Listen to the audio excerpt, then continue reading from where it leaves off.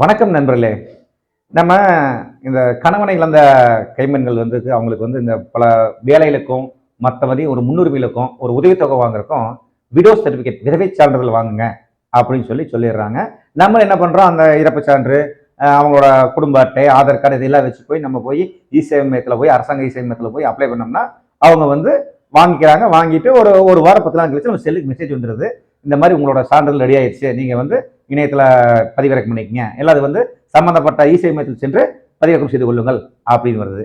அந்த விண்ணப்ப எண் வந்து உங்களுக்கு ஆல்ரெடி வந்து உங்க மொபைலுக்கு வந்திருக்கும், அல்லது விண்ணப்பிக்கும் போது ரசீது கொடுத்துருப்பாங்க. இது மட்டும் இருந்தால் போதும், நீங்க உங்க வீட்டுல நீங்களே உங்க மொபைல்ல அல்லது லேப்டாப்ல அல்லது டெஸ்க்டாப்ல டெவலப் பண்ணிக்கலாம். அது எப்படின்னு சொல்றேன், தெரிஞ்சுக்கங்க. ரொம்ப யூஸ்ஃபுல்லா இருக்கும் உங்களுக்கு.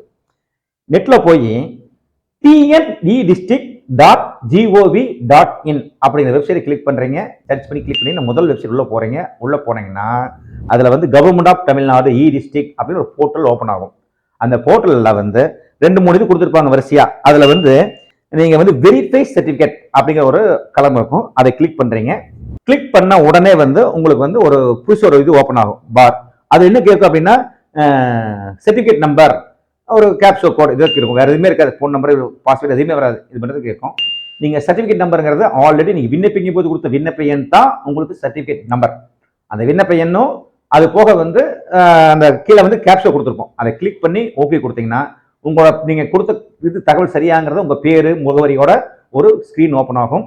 அது கரெக்டாக இருந்தால் வலது பக்கம் மேல வந்து சர்டிபிகேட் டவுன்லோட் அப்படின்னு ஒரு கிளிக் இருக்கும். பண்ற ஒரு ப்ளூ கலர் மார்க் பண்ணியிருக்கோம். அதை கிளிக் பண்ணீங்கன்னா உங்க சர்டிபிகேட் டவுன்லோட் ஆயிரும். அதை வந்து நீங்க ஓபன் பண்ணி இதில் ஓபன் பண்ணீங்கன்னா உங்களுக்கு வெரிஃபை சர்டிபிகேட் ஆயிரும். நீங்க அதை வந்து சேவ் பண்ணி வச்சுக்கலாம். எல்லா இடத்துக்கும் அதை யூஸ் பண்ணிக்கலாம்.